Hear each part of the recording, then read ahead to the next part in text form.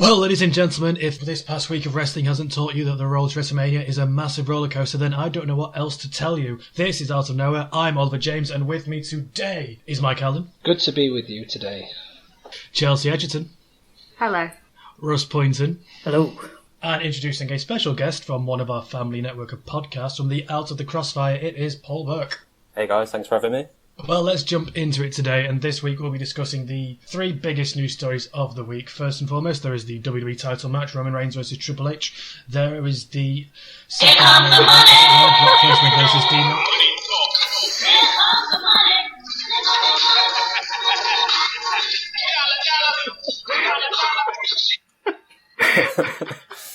Sorry, you were saying?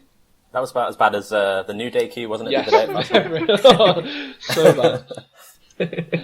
It's like, they're not here, and we're going to talk about them anyway. Oh, look, here they are.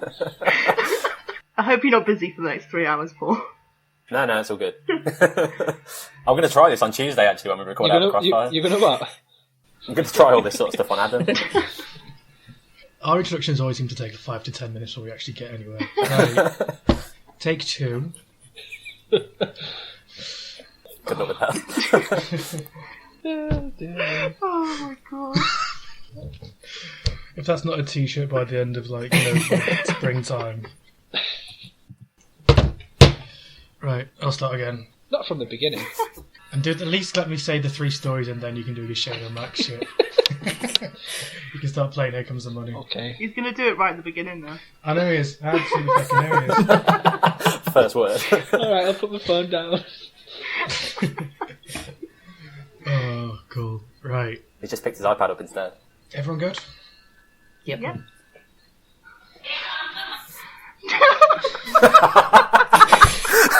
sorry, I didn't mean to do that one. I really didn't.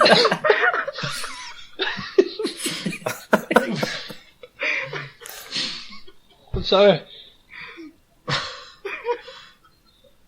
Can't I just go from the 3 stories bit? We got the intro. If I could come round and slap any one of you right now, I probably would do.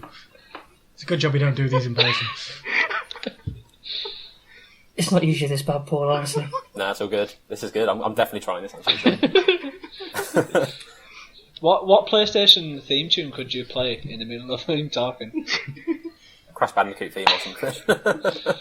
Do you know the little mask where he goes, ooga booga? No, do the Super Mario one, 'cause it's even more weird. Yeah, that's a good shout. Play the Halo theme song.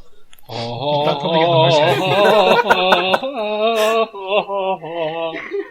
hit. Yeah.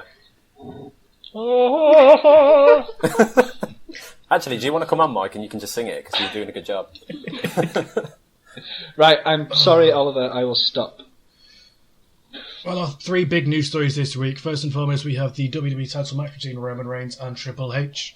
We've got the news that Dean Ambrose and Brock Lesnar will be facing each other at WrestleMania in a no-holds-barred street fight. And the big one, the main reason that we're going to be talking about this evening, it is the return of Shane O'Mac to not only have a match at WrestleMania, he's facing The Undertaker, he's in a Hell in a Cell, and it is the fate of the WWE in his hands. Holy shit, what do people think about this one? I still don't believe you. I still don't believe it, and I've said it and watched the thing 3 or 4 times now. Now, when we was watching it live, Chelsea internet all played bugger up so she couldn't watch it, and I said, do you want to know what's happening? She said, yeah, might as well. I said, Shane and Max here. And it only took her to check Twitter, Facebook, WWE.com, Wrestling Edge, Wrestling Observer. I don't know any other websites. Only then did she believe me that it was actually happening. I don't think it was even then. I think it was when I actually sat down and watched it about 2. That introduction to Raw was just... for something that went on for 37 minutes, which whenever we talk about Raw introductions and them going long, we think, oh my god, why does this keep going? But that entirety of those 37 minutes, I think held us all captivated. We hadn't seen something like this in a long time to kickstart Raw, and just the sheer nature of it. It was so well done as well, wasn't it?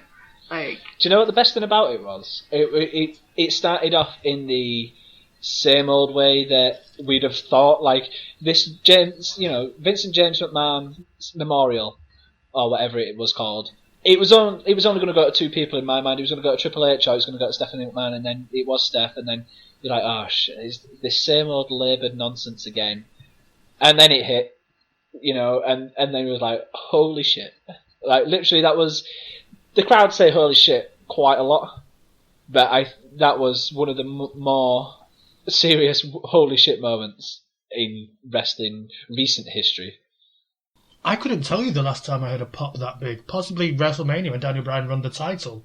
Like, that was insane. It was nice to have the crowd actually invested in something as well, like right from Steph being given the award when they just went to absolute town, didn't they? Just booing the shit out of her. And then where was it? Where was Raw? It's in Detroit this week. Motor City, yeah, that would probably do it. I mean, there's only a few cities you can really do that, don't you think? I wonder what Paul or Russ think. Russ, do you want to go first? Whatever, man. You're the guest. I'll let you crack on. All right, thanks. I'll be polite, not like this. No, so I mean, for me, I don't know about you guys, but it wasn't something that was ever suggested or rumoured that it was going to happen. So that's what made it even more exciting. Usually there's speculation around on the internet, like, oh, it could be this person. Whereas I don't know about you, but I didn't see anything that suggested that Shane was... The only rumours that ever were when it comes to The Undertaker, that whoever was coming back to face him wasn't on the roster. So, of course, we all jumped to Sting.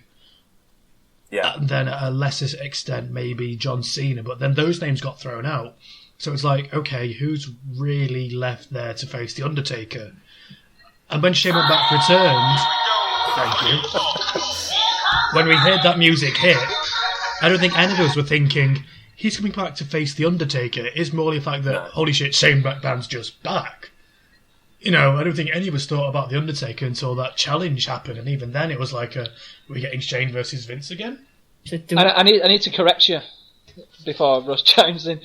Stephen called it. I don't know how, but he texted me like halfway through him speaking, and I think it was when he started talking about he wanted control. So he messaged me and he said he's facing Undertaker, and then like he said it on the show, and I was like, what the fuck? What is going on here? Do we actually think he's going to face The Undertaker though, or there's going to be some sort of shenanigans along the way? No, there's going to be a twist. Yeah, it ain't just going to be as simple as because there's no way they can have Shane McMahon come out of that with anything other than a loss and it be in any way believable. I have my theory. I posed this theory minutes after it happened, and I posted it to Stephen. I posted it to Chelsea a few minutes later while she got caught up. And this is it. This is where it's happening. Shane O'Mac had the Mean Street Posse, right? He's now upgraded it into a club. This is where the Bullet Club is coming. And he doesn't have to have Finn Balor. He could just have it with AJ Styles. Whatever. I don't care how it is made up. But this is where Gallows and Anderson are making their appearance. Are we going to get Balor come up at WrestleMania with them though? I would have thought so, yes. However, right, the original things I've read about Balor is that he was going to get kept down for a good few more months because he is the face of NXT and they need to develop some more talent while they bring people up like Joe. I mean, in my eyes, Joe's going to be up in Raw, SmackDown the day after WrestleMania. He's one of those kind of characters, So keep him down there. Sami Zayn in there as well, and keep him down there and help develop talent down there and do that before he brings up into the moment's right. But with this whole conversation and with the assumption that maybe Shane O'Mac will win, there's now the talk that we talked about only 3 or 4 episodes ago on the podcast that there will be a brand split with Shane O'Mac running Raw and Triple H running SmackDown, but with NXT superstars, which has me excited, unmeasurably excited. So if they do bring him up, they could definitely go to SmackDown, I guess, on that kind of way. It definitely needs it, doesn't it? Like SmackDown does. And we've had the precedent before where the guys in NXT, the champion in NXT, has worked both the main roster and NXT. Kevin Owens did it when he was feuding with John Cena originally. He was feuding with John Cena and he was still the NXT champion turning up on NXT pay-per-views. He didn't lose it till they went to Japan. And that was a good month or so after his debut. So it's not implausible that should Balor interfere as the Bullet Club at Mania for Shane McMahon, that, he can put, there is plausibility that he could work double duty. But do we really, we've looked online. There's been news reports now that Shane McMahon's only signing a performance contract. It's rumoured that he's only working until WrestleMania. He may or may not be working afterwards. How do people think this one's going to go down? I mean, we've heard reports that make people thinking, John Cena might be as Shane McMahon's replacement. Would The Undertaker even wrestle for Vince McMahon in the first place? All these different theories and stories buzzing around right now. Just before we move on to that, with Michael saying about the Bullet Club and a surprise return to come out and help, I saw the perfect comment on Reddit earlier, and we're in Texas, and we need to think of a way for Undertaker to lose again without them getting the heat from the crowd. And just imagine if the only way Taker can lose at WrestleMania and we still have the crowd go nuts is just having Stone Cold come out. Stone Cold comes, Taker's about... One more finger to McMahon. Yeah, that'd be fantastic. Exactly. Just Taker's about to beat Shane. The glass shatters, comes out, Stone Cold Stunner, puts Shane on Taker, 1, 2, 3, and he's just flicking off Vince for the last time, and we still get that Stone Cold WrestleMania moment. Given the venue as well. Are we talking Austin being the GM on his quad bike again? Because I am so down for that. I'm so down for that.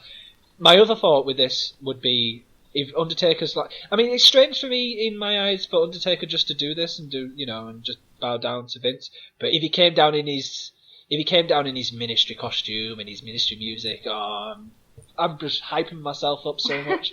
None of this is going to happen. I was going to say, are you telling us we're going to link back to the higher power that was Vince McMahon? This has been a 15-year-long storyline in the making. It was Donald Trump all along. Topical, yeah. But not only have we just got this one-on-one potential interference, potential clusterfuck of an amazingness, it's also in Hell in a Cell. Shane McMahon's going to die, isn't he? Yeah. He's too old to be getting thrown off structures nowadays, isn't he? He didn't bat an eyelid though. Just a leap of faith from the top Are of the we cage. going to see something spectacular that we're used to from shit? We've got to see a West Coast Coast. to coast, top of the cage, done. Yeah. Yeah. We've got to see it, right? He's been posting these photos that he's been in training. He's all getting himself prepared and hyped for it. When they bring back someone like Shane McMahon to wrestle, they've got to understand that there's that crowd expectation of what he's done before. Kurt Angle throwing him through the glass at King of the Ring, his leap off 2 Titantrons, against Steve Blackman, Big Show chucking him off. They've got to think that we can't have a Shane McMahon match and not have something. I think just the fact that it isn't a Hell in a Cell, so we are going to see weapons and we're going to get all that sort of stuff. It really will take away the fact that he's 46 and he hasn't wrestled in 7 years. But with it being that type of match, the wrestling doesn't have to be spectacular. Ironically, in that 7 years, Undertaker's only had 7 matches, so he's not much fresher himself. But I did call that Undertaker's match would be a stipulation match. He doesn't do normal matches anymore, although we think he can. It's not in his repertoire anymore. He just does all these TLC. Well, he didn't do TLC. Was it Street Fight? What was it with Brock? It was one of them. Hell in a Cell, wasn't it? Before that, there was a Street Fight as well. Yeah, it's just a Street Fight. And Hell in a Cell. That's his go-to now, isn't it? It's always been Undertaker's go-to, but we literally, if we go back to the podcast before this and our post Fastlane wrap-up show where the majority of us were feeling kind of just let down, and a lot of the fan reactions after that pay-per-view was just, oh my god, we're getting another predictable WrestleMania. There was trendings for cancel the WWE Network. The fan apathy was just at its lowest point. You had a couple of people I told you, man, in that conversation we was having about how shit the February pay-per-views usually are, I said, do you think that they, do it on purpose to make WrestleMania feel good? And shit, I mean, you call me a cynic, but That Would Fastlane... WrestleMania not just be better if they had a good storyline running into it and some momentum? That's one argument, Russ. That's one argument. But that's not what the writers think. I don't think the writers think about anything. Not necessarily long term, perhaps. Because I don't think they've had this in plan since the Royal Rumble back then. This seems very much fuck, we need to do something with The Undertaker. Fuck, we need to get some kind of main event on the card. What can we do? And by hook or by crook, here we are with Shane McMahon versus The Undertaker in Hell in a Cell. Do we think he's winning this? Do we think Undertaker's losing this? Is this going to be our summer kind of storyline? Because, I think we really need to keep an eye on the next 6 weeks. Because I don't think that this is going to be exactly as it says it's going to be right now. I mean, we've got Undertaker on Raw on Monday, haven't we? So whether something goes up there, but I really, really doubt that when we get to WrestleMania, it's still going to be just Shane versus Undertaker. Like, I really think something's going to change. There's even been people speculating that when Undertaker returns, he essentially says "fuck you" to Vince because, frankly, what's Vince going to do? Threaten to fire him? This is the Undertaker. Yeah, but they've always said Undertaker is a WWE guy, isn't he? He would probably do anything that Vince asked him to do. But this is a Vince who's heel, who is, him under the reign of the Authority have, as Shane McMahon put it, run down made a mockery of what the WWE is at the moment. The ratings are down, the talent roster is all fucking injured, would The Undertaker really side still with Vince, or would he go with Shane? Yeah, Vince grabs the air and he controls him. Yeah. But who do we see winning this one then? As of right now, how do you see this going down? Who do you see winning this? Shane O'Mac via shenanigans.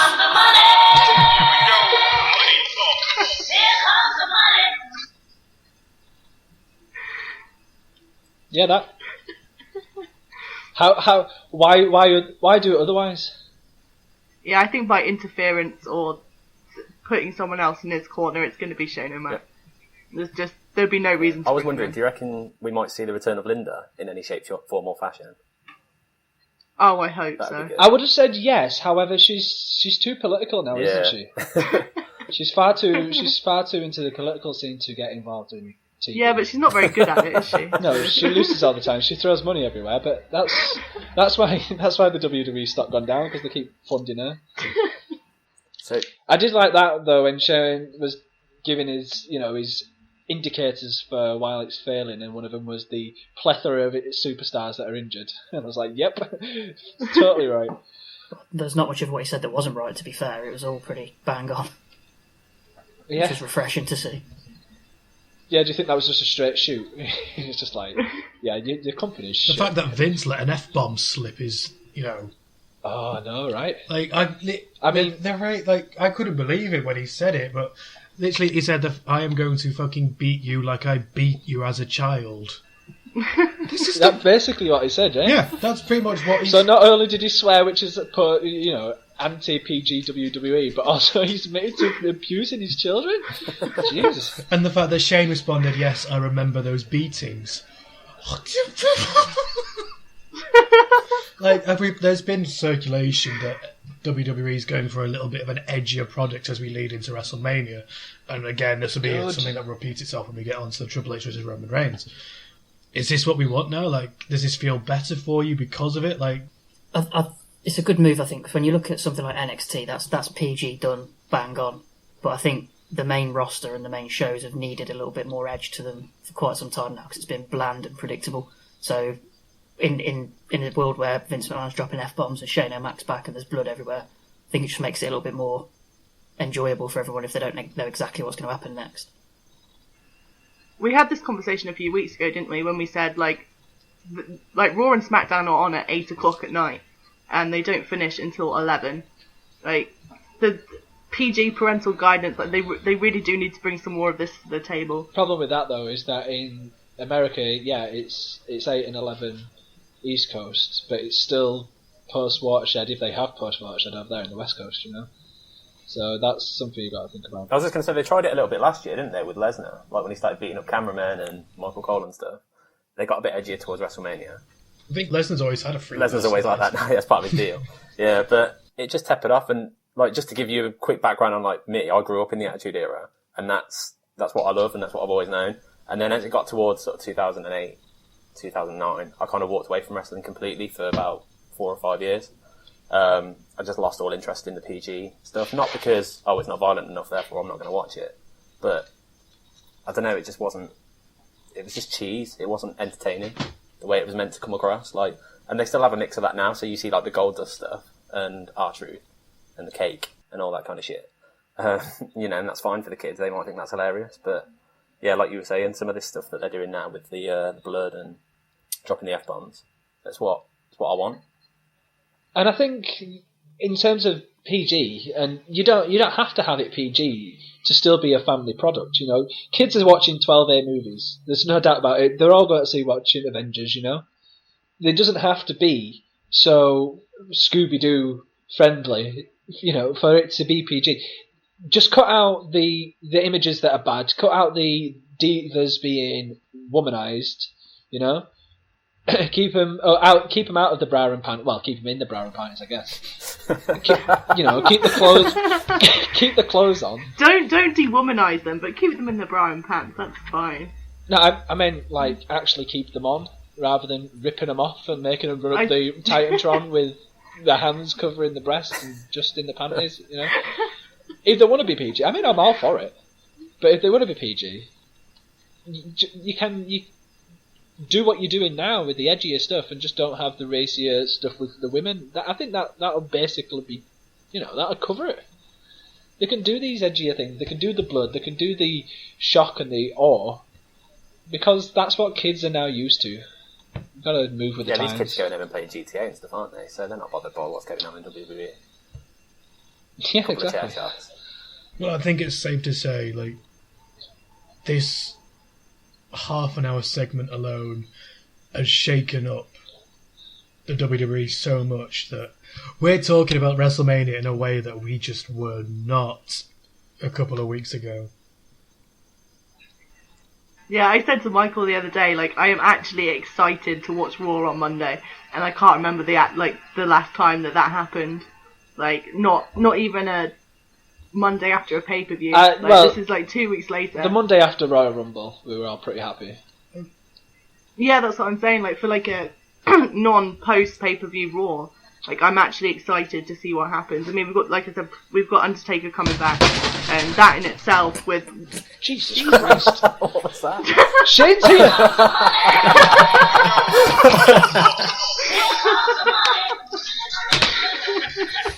Seriously, what happened there? Did he come through the roof? Did the West Coast to the window. Not off West Coast, coast to coast. I think Ollie's dead. I'm good. Just drop something. Really? I'm shocked. So did you guys pick up on the lockbox comment? Yeah, that was an interesting one. I guess we shouldn't fail to mention. What does Shane McMahon have over Vince? Stephanie's illegitimate child. Hornswoggle's DNA certificate. Jesus. Yeah, he's the first in line. It goes. In fact, Hornswoggle's in ahead of Stephanie, and that's what she don't want to know. I don't know, because you could have said something like as a child if it was a man, but Stephanie would definitely know if she gave birth.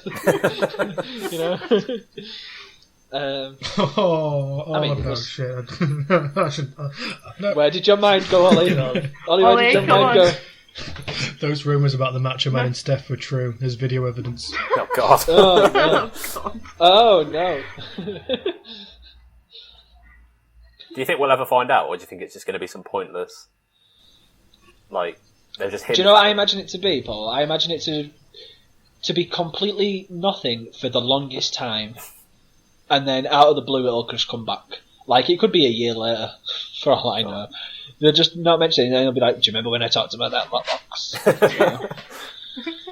It wouldn't be on WWE. I mean, they've done that for tons of shit previously. I mean, we just said that writing, creative, don't plan ahead, but maybe they did. Maybe they're thinking of WrestleMania 33. Vince versus Shane. Like, it felt very, I don't know, like, forced in there, like they forgot to mention it sooner. I think Vince had such a smug face on from the moment that Shane came out. Like, he probably was just like patting himself on the back, like, job well done. Of course he was. He heard that crowd, and then just he had a smile on his face, and he was Good old Vincey boy, he saved WrestleMania. Oh, god damn it, I've done it again! Well done, Vince. Can we have another comment on Vince's walk when he comes down to the ring? He's being controlled by, a puppet master who's got Parkinson's or something, because Jesus, his arms are out of control. He's gonna blow his quads out again one day. And just sit in the ring like when Sami Zayn comes out and starts pumping his arms on his entrance. It's like that when he's walking. But in a real question about this whole thing, is it not weird just to have Shane versus Vince? Do we need it again? I mean, Also, Vince is 70 odd, and we all saw how his match with Bret Hart went down. Have you seen him? Have you seen his back? Like, I think he has. I'm not denying the guy's ripped to shreds for a fucking 75-year-old. I'm just saying, we all saw how his match with Bret Hart went down. Do you really want a repeat of that? But that, when you're talking about the Stone Cold stuff, that's a more ideal opportunity for him to come back, isn't it? Get involved in a Shane Vince match, stun Vince. Exactly. Let Vince take a stunner and hope he doesn't blow his quads.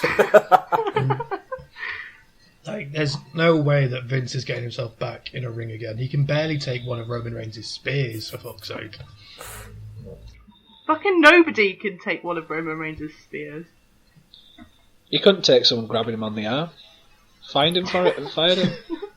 Suspended him. He's not fired, he's just been suspended. Whatever. Same thing. Pray for Titus. Jesus isn't real. Moving on. Next topic. I'm so glad you don't have to do that anymore. Oh, don't I? Oh. But moving on from the chaos that is Shane versus Undertaker, let's move on to the car crash, quite literally from the beginning of Raw, when we all saw the videotape of Brock Lesnar beating the ever-living piss out of Dean Ambrose backstage. It is the second main event, Brock Lesnar, Dean Ambrose, no holds barred street fight. We all kind of predicted something like this was going to happen. We all said coming out of Fastlane that this seemed to be the idea. This seemed to be where they were going. Where they were going now after ditching the Wyatt family to the curb. Now that it's confirmed, are we all excited for it? Yeah, I mean, it's going to be fun, isn't it? I mean, it's going to be fun, it's going to be lethal, it's going to be enjoyable to watch. I don't understand how Ambrose can win. Because every time you just see them two facing off against each other, he's in a pile, he's in a heap. Within seconds. That's why they've got the stipulation, though. Surely. Exactly. And I think bar the Undertaker and John Cena, no one's really held their own against. Well, maybe Triple H as well has really held their own against Brock. I mean, Rollins got tossed around. Even Roman Reigns got tossed around from side to side. Yeah. To be fair, though, it's not like WrestleMania last year. It's not like Roman Reigns. He can actually sell a chair shot, so we're all right, aren't we? Really. But I'm thinking this has got to be 50 tables, 70 chairs. If Ambrose is to win, he's going to have to go through a lot of hardware. Brock's going to love it as well. Like this, Brock seems to generally enjoy working with Dean from what we've seen so far. And the back and forth that we saw between Paul Heyman and Dean Ambrose as well in the lead up to WrestleMania, those two on the mic are going to be absolutely stellar. I mean, this past Monday night we saw an exceptional promo from Paul Heyman just hyping up how pissed off the Beast is, and then for Dean Ambrose to come back out, we all know what he can do. We all seen what he can do when he was in the Shield, when he was John Moxley before entering the WWE. We know his promo capabilities. So those two alone are going to sell this on this, and then more carnage like Brock viciously attacking Dean Ambrose backstage. I mean, that was amazing to see. Like, we've not really seen them do something like that in a long time. Kind of this viral marketing, oh my god, you've got to watch this on the network now, I think I could have saw Dean winning this if it had been a last man standing match somehow, because he just won't stay down. And I just think I could see him sneaking a victory in that, but in a street fight, yeah, not so much. Like you say, I can see something dramatic, depending on how they set the stage up or something for Mania. I could see him being thrown off or something to that effect. Something pretty, that'll be your oh my god moment, your holy shit moment. But I don't see him winning. You don't see him winning? No. I don't think there's been a better time for them to give the victory to somebody over Lesnar. And I don't think they're going to build anybody quite as much, other than Roman Reigns, that they are doing as Dean Ambrose. So I think if they don't lose it to Dean now, I can't see anybody else being in that position. Yeah, I'm just thinking, could this be an opportunity for another surprise return? Maybe. I'm trying to think who would want to come back and pick a fight with Lesnar to build another story, or whether they'll just keep Ambrose with him, I don't know, through to SummerSlam or something like that. But I'm just thinking of an outside interference job. Could that be an opportunity for Cena to come back, or I don't know, Rollins won't be ready, will he, I suppose? I don't see Rollins suddenly just helping out Dean Ambrose to beat Brock. Yeah, I know everyone keeps saying he's going to come back first, but... Yeah, well, I keep thinking that. He's going. That's why I said it. It's not that we think, it's just that he's going to be cheered regardless when he comes back. Yeah. So unless he does something... As we've always said, that's different now, isn't it? You can be a heel character and still be cheered, that's fine. But he's going to come back, and people think as a face, and if he fights against the Beast to fight alongside his former brother, that would definitely be a face move. But no, he's not going to come back at Mania, unfortunately. Cena could, but when did Cena go out? Under what circumstances? It was Del Rio, wasn't it? It wasn't anything to do with Brock Lesnar. Has Brock Lesnar put anybody on the shelf? He came back, did a promo for the US belt, and then buggered off again, didn't he? Yeah, because that's when they realised he was actually injured. Yeah. I don't know. I don't think anyone is going to get involved in this one, personally. No, I don't see anybody coming back. I think it is just going to be just an absolute brawl. So with the stipulation of it being a street fight, I wouldn't put it past Dean Ambrose getting the win. But like Paul said, like who is going to come after Brock Lesnar next?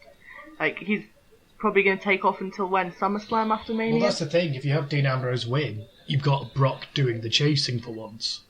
But other than a rematch, like there's no belt or anything for him to chase after. No, but this is Brock Lesnar. He's not going to let losing to Dean Ambrose slide. He's going to be one of those guys. He's going to go after Dean Ambrose to the point where he's beating Dean Ambrose down and then feels like he can move on again. There's only one person who I see actually interfering, or people I see interfering, but I don't think it adds anything for Ambrose to win that way, so it's not going to happen. But you could have had the Wyatt family come and sort it out, and then that would be SummerSlam set up. No, the I Wyatts really need wouldn't. a better build. They can't be jumping. Oh, I absolutely agree. But if anybody was to, Paul Heyman said himself you could see that they were going to go after the Wyatts eventually on his terms. Yeah, but no, I think after the main event of Fastlane, where let's face it, Dean Ambrose pretty much got buried, like with that. Because like all along, Roman Reigns and Dean Ambrose, they've always been as good as each other, really, haven't they? And the fact that Roman Reigns did take that dirty deeds and came out from it, and then I don't think Dean Ambrose needs any interference at all. He needs to just go fully into the spotlight by himself. He doesn't need, especially not the Wyatts either, because realistically, there's been nothing really with Dean with those, has there? Well, and if you let Dean beat Brock, they have a rematch at, say, Extreme Rules. You can then set up Dean. Like, Dean's going to be the obvious candidate to go after Roman Reigns. Like, you've then got your Dean Ambrose versus Roman Reigns brother versus brother feud up into SummerSlam or whenever it is that Seth Rollins decides to return, and there's your triple threat main event Shield title match. I was going to say, I really don't want to see just the Ambrose and Reigns feud. Like, I think they should just hold off until Rollins is back and just have that Shield triple threat. Like, because then at least you're invested in two of them. So you wouldn't be up for Dean Ambrose versus Roman Reigns 1-on-1 then? No, not unless they stop pushing Roman Reigns to the extent that they are now, I wouldn't like... Roman Reigns is the last person I'd want to see bury Dean Ambrose. At least with Rollins into the mix. Then... I just hope Rollins comes back and they just rush Roman Reigns back under the carpet again. But in all seriousness, I mean, how far away is Rollins going to return? It's another 3 or 4, yeah. So we've still got 3 or 4 months of content we can go through, and I don't see why we couldn't have one of them go heel. Ambrose would be a wonderful heel. I wonder how much merch he sells, because that obviously plays a part in it. The thing is, though, they would both make good heels. Like, we know Ambrose can because we've seen it before, but Roman Reigns' character, we've all been asking for him to turn heel for the past God knows how long. Like, it's just within it. It seems to be within his nature to go heel. He wouldn't even have to be like vicious or anything. He could just have that shit-eating grin on his face, look really smug, and that'd be more than enough. Exactly. That is the only way to save Reigns, isn't it? Like, especially, it's not going to happen now, but if they were to turn him heel, say, on Monday, that would be the only way to save him going into WrestleMania. Because, let's face it, Triple H is practically face now anyway, isn't he? I don't think he can officially turn Roman Reigns before WrestleMania, but let's give our final thoughts on Dean Ambrose versus Brock Lesnar, and we'll move on to Roman Reigns versus Triple H, because we're all about to get there anyway. Anybody got anything last thing they want to add to Brock Lesnar versus Dean Ambrose? Someone's going to bleed. He's just fucking insane. They're both going to bleed. It's going to be awesome. Chair shot to the head. Multiple. Getting your hopes high there on you, Michael. Yeah, they get paid enough, it's fine. We can deal with the fine. Paul, your final thoughts? No, like I say, I'd like to see Dean win, but I don't think he will, but it'll be a bloodbath. Be the cleanest match in history.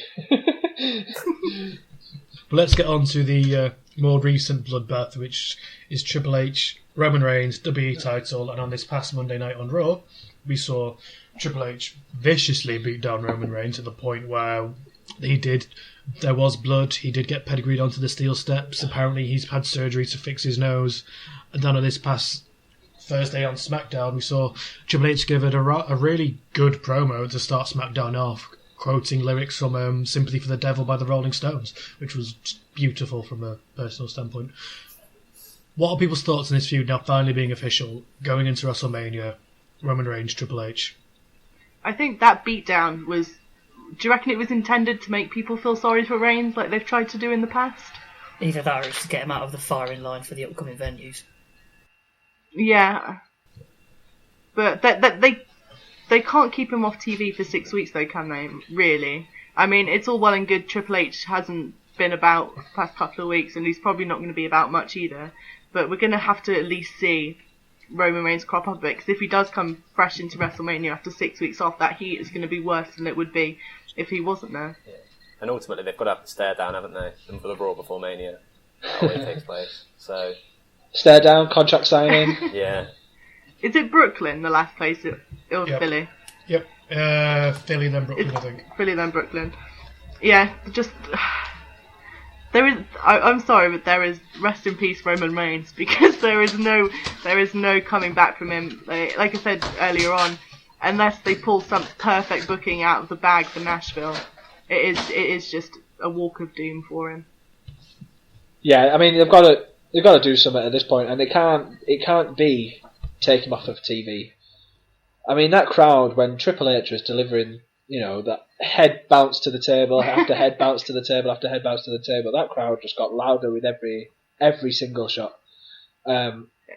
So coming up to Philly and Brooklyn, they are the final two before Mania. Is that right? Yeah. He hasn't got a chance in hell, to quote Vince McMahon's song. No. He's got. They've got to portray this that Triple H is the fan favourite now. There's no other way to do it. There is. He is face. Like the roles have been truly reversed. Like if they did turn Roman Reigns heel, and I'm just glad that Triple H is finally getting the crowd reaction that he's always wanted. I don't think this feud is any more about heel or face. Like, I think out of all the feuds leading up to WrestleMania, this one, it's if you look at how they've built up to this, yes, the authority's pretty much been in Roman Reigns' ear for the past God knows how, almost over a year now. They've been at him and at him and at him. They don't want him in the title. They do what they can to get him out of it. And at TLC, when Roman Reigns snapped and beat the ever-living piss out of Triple H with those chair shots, you can't forget, Roman Reigns got cheered. He got cheered at TLC, he got cheered at the Royal Rumble in Philadelphia. People are willing to get on his side when he acts how they want him to, which is as the guy who just beats the ever-living piss out of whoever's in front of him without remorse. But is it too late for that now? I don't think it is. I think, of course, people are going to be cheering for Triple H after what happened, because it was Triple H getting his own back, him having his return on Roman Reigns. But you've got to build this as two gladiators who just viciously hate each other. That's how you got to book this.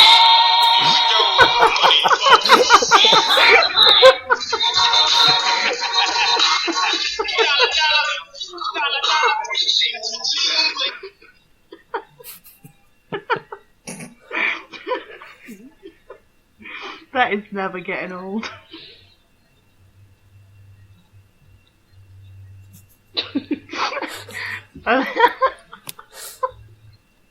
You're right, guys. This was fun. But you made Ollie Good bleed from idea. the eyes. Oh, he's just dropped the mic. He's gone. We're all in HR in the morning. I don't even know what I was talking about now.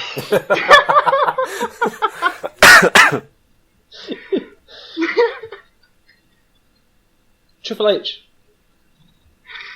Roman Reigns. Fight. Face. They like each other.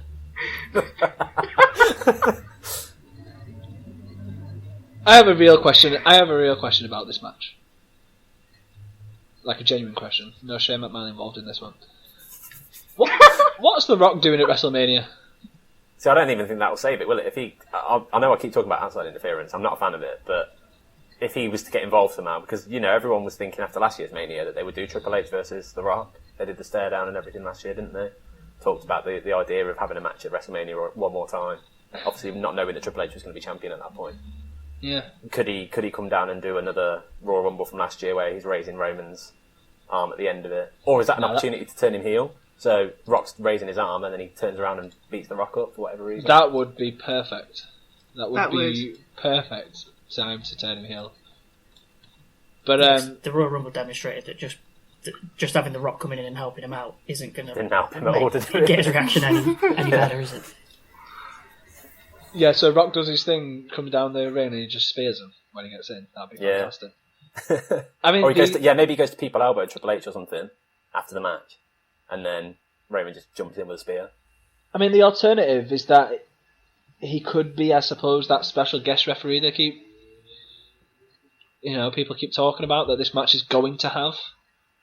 I don't think it needs it, but I also don't think that in an angle where Triple H is the person in the ring with Reigns that they're going to get The Rock to do it, because it's not a favourable thing for him, is it? That's way more biased than that. That is completely. I don't think the authority would even think about doing that from a storyline point of view, would they?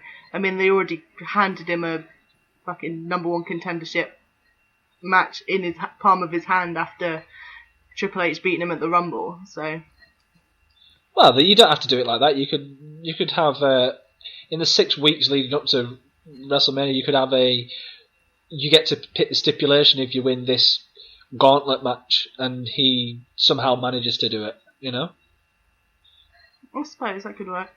Do you think they might add a stipulation to the match in any sort, so this? Oh, this is a street fight. Street fight. Yeah. No, just make it a street fight. This is just going to be no DQ. That's all it's going to be. Yeah. The only ways I could see Roman turning is either, like I say, with doing that thing with The Rock, or the next night, because it's going to end in boos, isn't it, if he wins the title? He becomes like the bitter champion. So the next night on Raw, he comes out, he does a speech, everyone's booing, and he's just like, you all turn your back on me, fuck you all. And then he starts I'll tell you this, hating everyone. This isn't the match that's ending Mania, though. It's now going to be Shane versus Undertaker. You reckon? For control of the company, what's a bigger prize than the title? The company... They have been changing up their... Like, the champ never really comes out, like, last anymore, do they? So I suppose them changing a main event to a non-title match wouldn't be completely out the blue. I tell you what, though, if it is the last thing, I think Paul's right in that it is going to be an Austin situation. Given that it's in Texas, that'd be... Imagine the pop in that stadium. Yeah. That stadium. The 70-foot TV above them will literally fall down. It's going to fall on their heads. It's one way to end WrestleMania, isn't it? Massacre. Do you think this is Taker's last Mania? Nah. Do you know? Nah, I think he's got one more in him. Do you think it'll be the Sting match? I don't think he's retiring until he has faced Cena. It was the one they wanted to do this year. That he's not going to leave before they do it.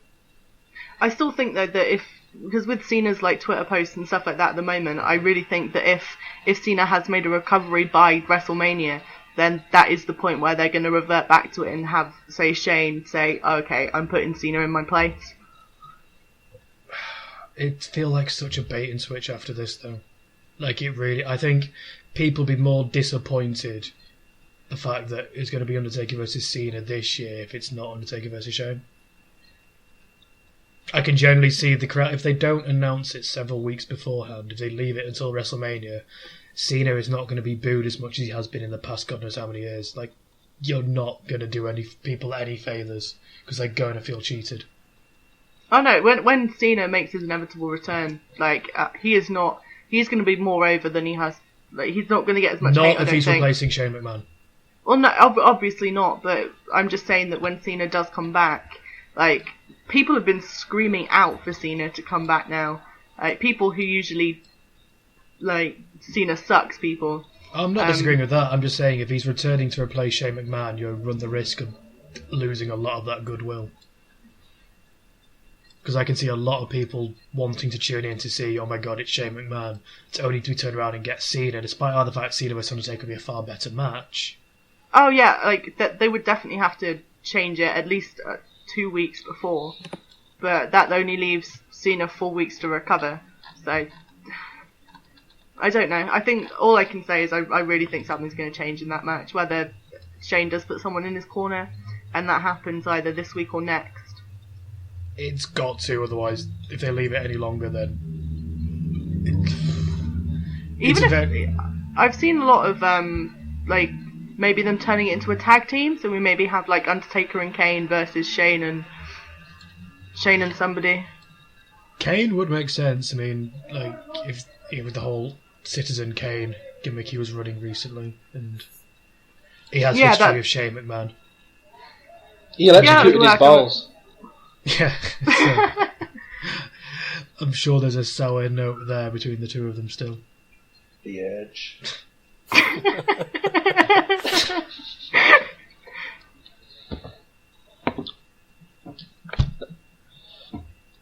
Are we done with trips? I think we're done with trips, right? Yeah, I think so. Do we need to give predictions now? Do we have any prediction other than Triple H winning? Triple H losing. Roman's going to win it. You do? I do think he'll win it. Yeah, that's what I meant. He's gonna win. But they've just got to be really careful how they handle it. Like you say, it's going to either end in a chorus of boos if they do have it last, or they need to have a plan to do something substantial to make him a heel. Yeah, I think if we do get the inevitable Reigns win, I think the best thing them to do is what we were just saying, like have that Taker match on as the main event, and you get something like Stone Cold coming back, because that's the only way that crowd will get turned around. I think there's still a chance that Roman Reigns could turn the crowd around prior to WrestleMania. It's going to have to happen this week. It's going to have to happen on Monday. It's not going to be an instant, but it will happen over the next 6 weeks. It's doable. It's definitely doable as long as they do the right thing. Have we not been saying this about Reigns for the last 18 months? I'm just saying, with if him being he's in a feud one-on-one with Triple H is going to be taking that feud under his ring, and he's going to be writing it himself if he has to. And I trust that Triple H knows what he can do to get the crowd behind him. Well, Roman Reigns is Triple H's guy, isn't he? Mm-hmm. if anyone can put on a good feud with Roman Reigns and have him cheered at the end of it, it's going to be Triple H. And if you don't book this as a heel versus face match, you book it as two guys who hate each other and want nothing more than to beat the ever-living piss out of each other, regardless of all the good faith that Triple H has and regardless of all the bad heat a lot of people think Roman Reigns has, you can turn that around into these are just two guys who want to kick out the shit out of each other. Like we saw on Monday, if Triple H were ramming Roman Reigns' head into the desk and causing blood, which may or may not have been a blood pack, which we can discuss if you want to get into it. And like when Roman Reigns beat the piss out of TLC, Triple H of TLC, and got cheered to shit out of after he gave him 6 or 7 chair shots. Like, people are happy to accept, people are willing or will accept cheering Roman Reigns then. I'm sure they can turn it around in the next 6 weeks. Do you think they might try and pull it up as a bit of a, like what Sting last year, where it gets to the end of the match and Triple H ends up shaking hands with him? Because it becomes about respect after all the hatred. And they try and sell it that way. And as long as they keep it out from the rest of the authority angle and don't murky it and just leave this as Triple H versus Roman Reigns, then yeah, I can see it. But if he's then got getting Steph and Vince involved, then that's not going to happen because that Triple H, it won't really work. You've just got to keep this as two guys who do want nothing more than hate each other and literally kill each other. Like, we saw it, you know. I don't think we've seen Triple H deliver a pedigree like that so viciously in a long time. No, if there's one thing he can help teach Roman, it's how to sell stuff over the next 6 weeks. Exactly. God, does he need it? I think, you know, like I said, I have faith in Triple H to turn this crowd against him. And, you know, Triple H, of course, Triple H some people criticise that, you know, he was taking the piss out of the fist pump and doing the crotch chop, that of course he's going to get people cheered, but that people are going to cheer in this feud who they want to cheer. It's not about making Triple H booed, it's about giving Roman Reigns cheers. So let Triple H be the badass Triple H that he is and let Roman Reigns get up to that level. I think that's my problem with this feud as well. I mean, as much as I don't like Roman Reigns at this point, I'm still firmly behind Triple H. Triple H is my favourite wrestler. So to see him back like he is, like, I am fully behind Triple H, and it would literally take a miracle for me to change my mind. I think we can. They can't build this feud up as when it was Daniel Bryan versus Triple H. That's not going to work. You can't build this as a Cena versus Triple H. That's not going to work. You've got to book this as, right, what's Roman Reigns' strengths? He's a big guy. Don't make him talk much. When he talks, it's got to actually mean something and not be funny. It's got to be, you know, serious and badass and like, oh shit, he does want to kill Triple H. And you've got to let him be a brawler. You've got to let him hit his power moves, let him hit the spears, throw him into the steel, you know, throw him into the ringside, spear him through the bloody barricade, you know, all that type of stuff. That's how you know, let him spear Triple H through the announce tables like he's done to other guys. He's got to be doing that type of shit. The big spots we've seen him do when he was part of the Shield, he's got to repeat those now. Because that's why we loved him in the Shield, because he was the big guy pulling off these big spots. This is when he's got to be nailing it now. And he really, like Paul said though, he really needs to learn how to sell, because that's the other thing that's letting him down.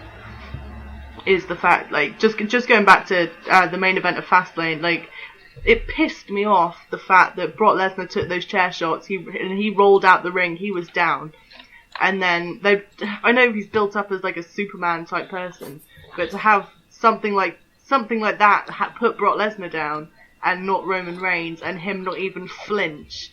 Like, he really needs to get his act together when it comes to selling. Cause him being booked like that, I wouldn't put on Roman. Like, of course he was told that's what he's got to do. The selling of it, yeah, I'll agree with you. He needs to realise that you've got to look in pain, even if you're hitting the spear. You've still got to look like you're in agony. Yeah, that's what I'm saying. Like, the fact he was booked to stay in the ring whilst Lesnar was booked to go to the outside, you can't lay that at Roman's feet. How he acts between that, then yeah. No, that's really not what I'm getting at. It is the selling point of view. Just the fact that he got up fucking fresh as a daisy, and there was like it was as if nothing had happened to him in the past like minute and a half. Like, I would have taken it a lot better if, again, like, he have struggled to pull it off or something like that. I just think he needs to get that behind him, because that is the other thing that people aren't happy with him. No, I can agree with that, and I think if Ambrose had kicked out of that spear and we got another, say, 5 or 10 minutes, which ended in another spear, then we wouldn't even be having this conversation. No, absolutely. We said it the other day. That match really needed that Ambrose kicking out of the spear. We got Roman kicking out of the dirty deeds. We needed that kick out of the spear and just that extra 5 minutes on the match. It's weird though, isn't it? It's like he's gone backwards, because you think about WrestleMania last year when he was facing Brock and he got to the point where he was laughing every time Brock Lesnar threw him around and he was bleeding and all that kind of stuff. Not like heavily, but enough. And, you know, people were laughing about it because he was getting the shit beaten out of him. But, like, that was kind of, you know, he was doing something, he was going somewhere, he was being a bit more badass rather than, like you say, Chelsea, he's just, like, fresh as a daisy, pop back up, drop a spear in there. Absolutely. We do need that side of him. Like, that's a perfect point to bring up, actually, is that match last year at WrestleMania. We like Ollie even said before, we need that side of him where he's not talking, he is just being a badass. Like, you know, and when you say they give him a week or so off because of his surgery, which we can get onto in a minute because I think it's quite an interesting point to talk about. Literally, all he has to do is come back, not say anything. Triple H can just be in the ring and not even have his music hit, just have him run through the crowd over the barricade and just start wailing on Triple H. Let Triple H start Raw off, giving his big promos that we know Triple H loves to do when he starts Raw. And don't even have Roman Reigns' music hit. He just runs out, steel chair in hand, even a sledgehammer. Just be like, fuck it, I'm going to use your weapon against you. Sledgehammer in hand, over the crowd, and start wailing at Triple H. Bring down the referees, bring down the rest of the roster, do the big pull apart brawls, and just go for it. That's how you get the guy over. That is literally what really needs to happen. That I think that's perfect. Like you said, like not even his music hit, and him just coming full pelt out to Triple H. That would work. But let's get on to something which has been a bit of a hotbed, and there's a few videos been posted around. What we saw during the beatdown was Roman Reigns' head being repeatedly bashed into that table to the point where, Jesus Christ, like, it looked like he had legitimately broken his nose. However, there's been other videos released now, and there's somewhat of a conspiracy that it wasn't actually real. It was a storyline setup, and that Brian Saxton passed off a blood packet to Roman Reigns to make it look like he got busted open. What are people's thoughts on this? Because I've seen it on seen people talking about it. And the video shows he definitely passed something. Yeah, I've seen. I don't know whether I believe it or not, but I've seen like comments and reports and stuff like that he was even blading. But that's the thing. I've heard people whether it was real or not, people seem to be getting so worked up over the idea that they used a blood packet and didn't have him blade to the point that they're really pissed off about it. Like, I was quite surprised. Like, I'm just happy for the fact that they're getting some sort of colour in there in the first place. But the fact that people are like, oh my god, it makes Roman look so weak if he didn't even blade, blah blah blah, WWE can't be doing this, if they're going to do blood, they've got to do it the right way. It's like, come the fuck on. This is the PG era. This is 2016. They are more corporate than they've ever been. These are the same people that are saying AJ Styles isn't being booked right. It's just like, I'm sorry, but if you're getting your knickers in a twist and crying tears over the fact that Roman Reigns didn't cut his own forehead to show some blood, then go fuck yourselves.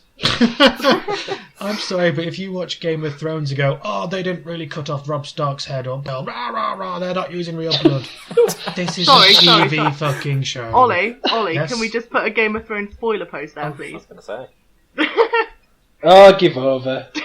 Fucking hell. Well, some people might be... They've made their decision, alright?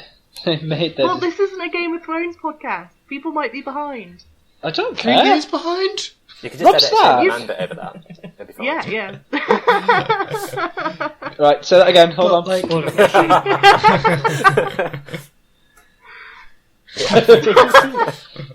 But like, if you're completely like, and this is at the end of the day, we all know this is a TV show. It's not a legitimate sport.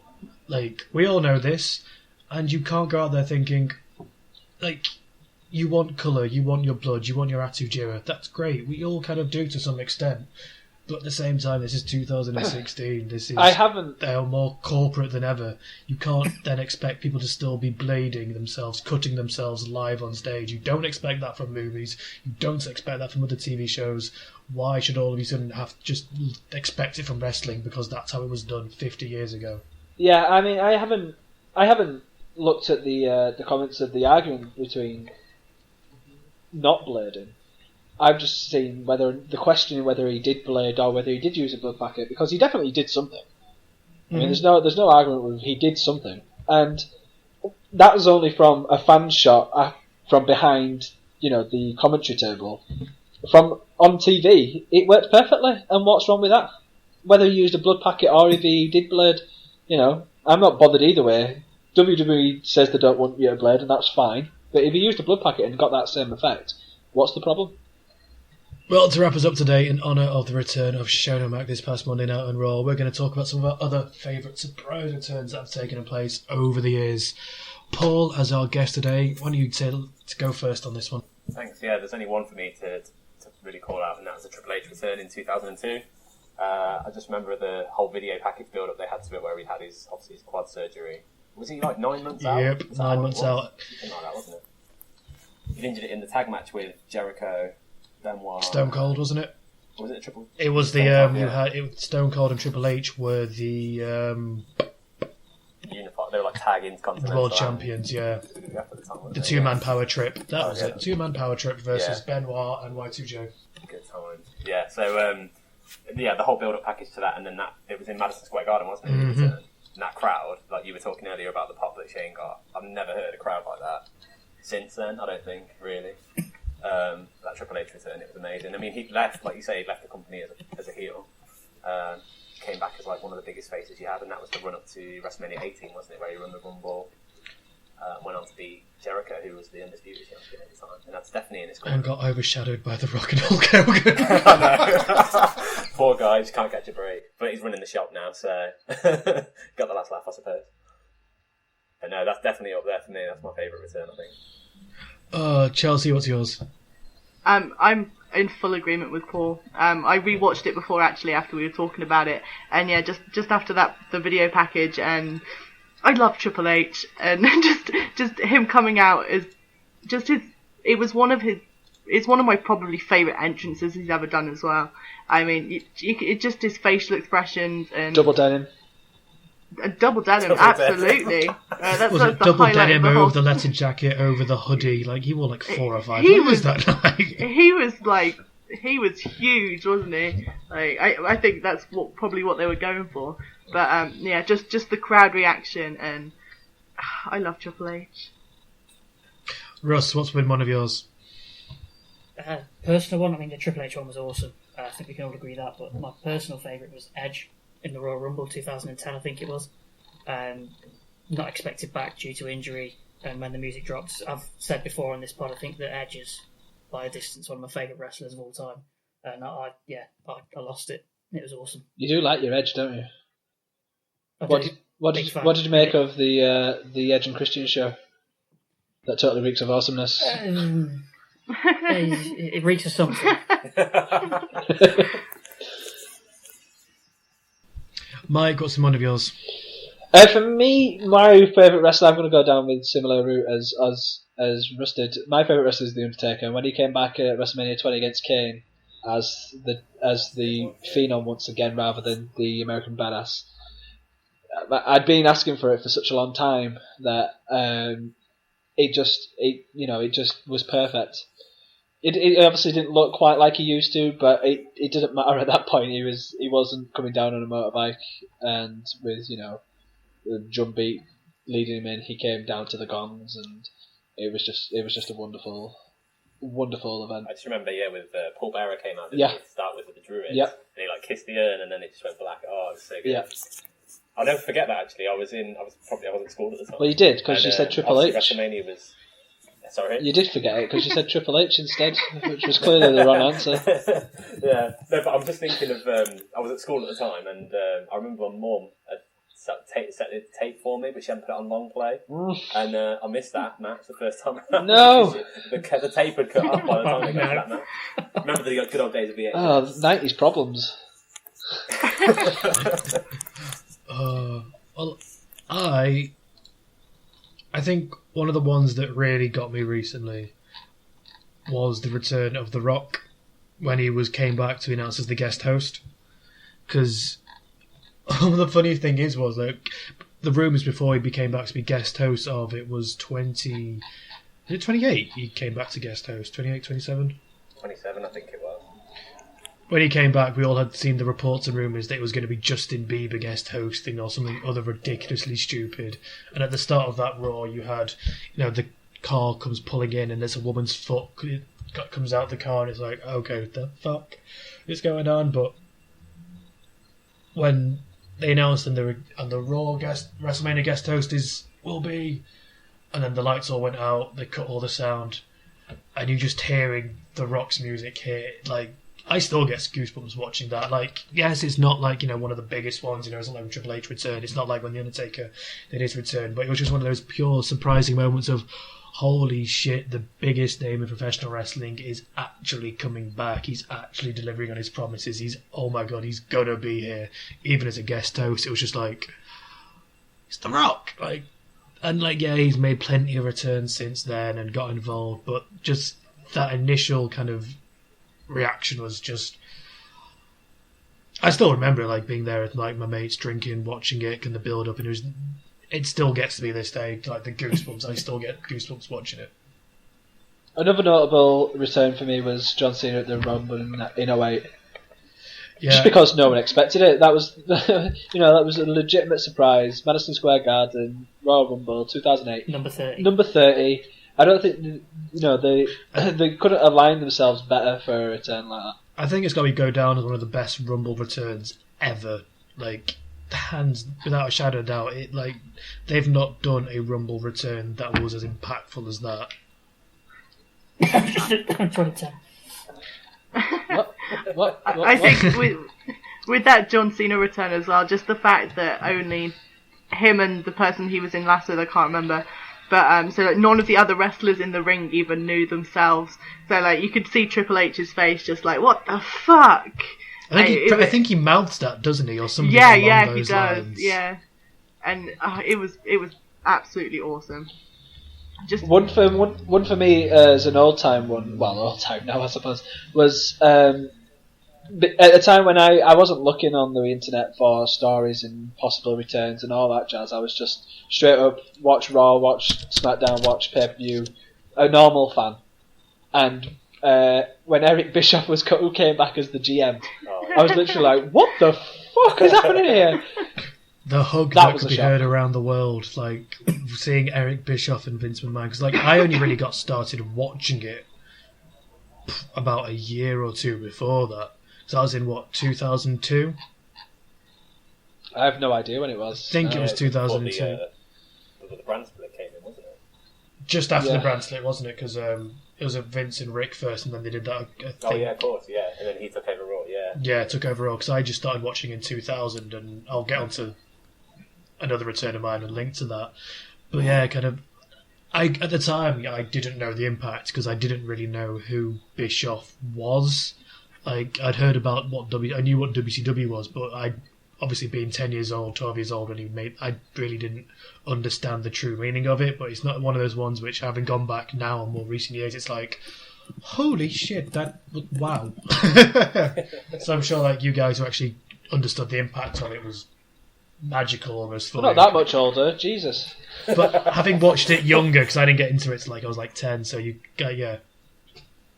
Yeah, I mean, again, we didn't have Sky and stuff watching all of the Raws and SmackDowns and WCWs that you could have wanted, but you still knew who Eric Bischoff was. You still knew his role as he was the WCW guy, So when he turned up as the GM, that was definitely a surprise for me. Not an active wrestler, but a shock nonetheless. Yeah, I've just thought of one actually that wasn't an active comeback, but WrestleMania 21. Can everyone remember Eugene? Yeah. And he was getting his ass kicked by Hamid Hassan. Do you remember him as well? Jesus, yeah. Yes. And then Hogan comes out and beats the shit out of Hassan at WrestleMania 21. That was a good one. Isn't that Was that before or after the unfortunate incident for Mohammed Hassan? I think it was before. Before his Yeah. risque feud with the Undertaker. Can we just pause for a moment and think of Eugene versus Mohammed Hassan at WrestleMania? And then be grateful for what we have. They should bring back Eugene.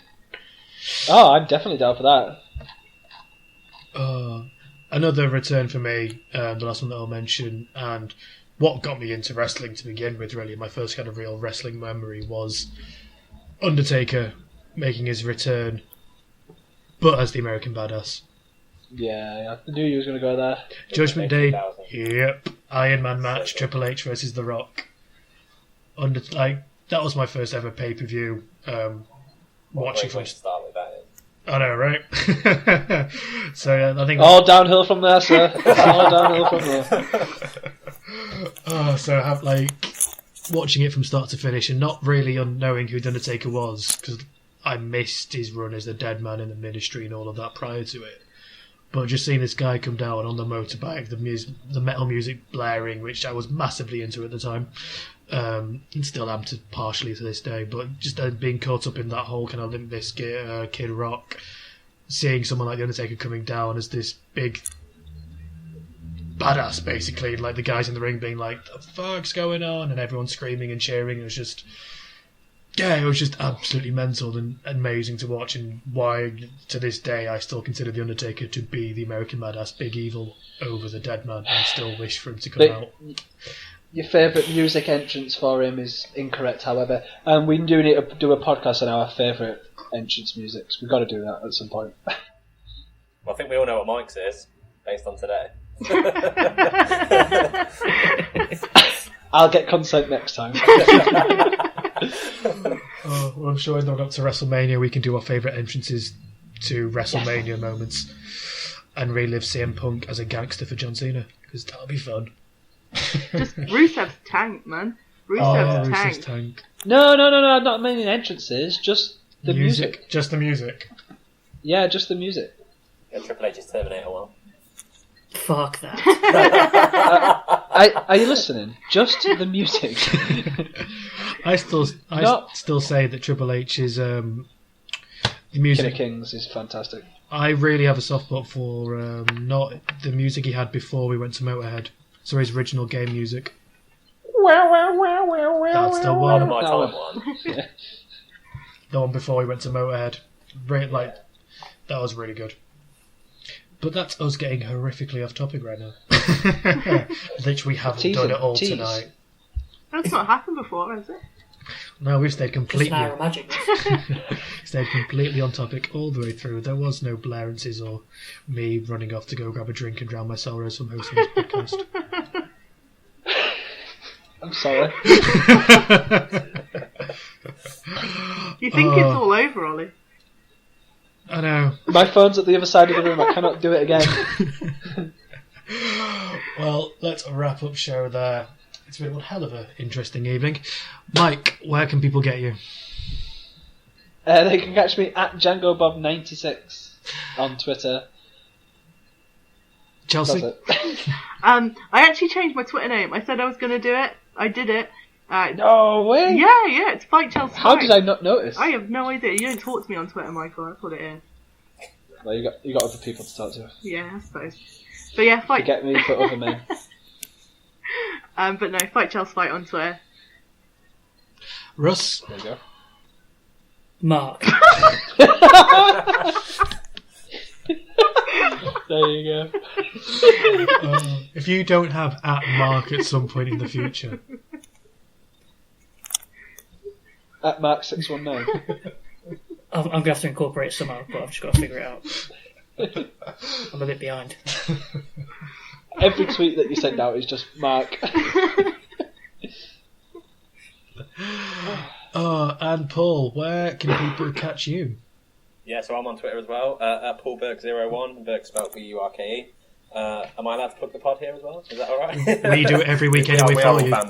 Yeah, we're all family. So, you can also check us out on Out of The XFire. We're a PlayStation-themed podcast. I know, Chelsea, you want to get a spot on there over the next couple of weeks. So Yes, take I've had a word with Adam for you. Absolutely. We record every Tuesday. We drop up on iTunes and SoundCloud every Thursday. So, if you could come and check us out, that'd be great. Well, and you can also check out the rest of our beautiful family of podcasts. There's, like you mentioned, there's Out of the XFire. There's also the main show, which is Out of Lives. We've got a couple of new shows coming up, such as when the return of Game of Thrones. There's Out of... What's the Game of Thrones one called again? Out of Thrones. Out of Thrones. They have no more thrones. There's also Out of Ideas coming up, and also you can go check out outoflies.net, where we have an array of different blogs and different people up there contributing to our website. So please, please, please do check them all out.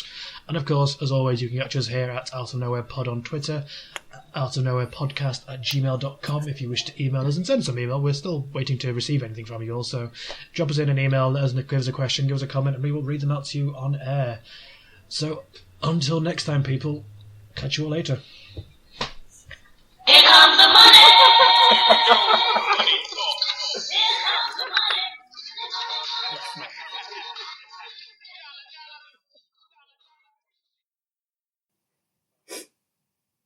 This went tits up.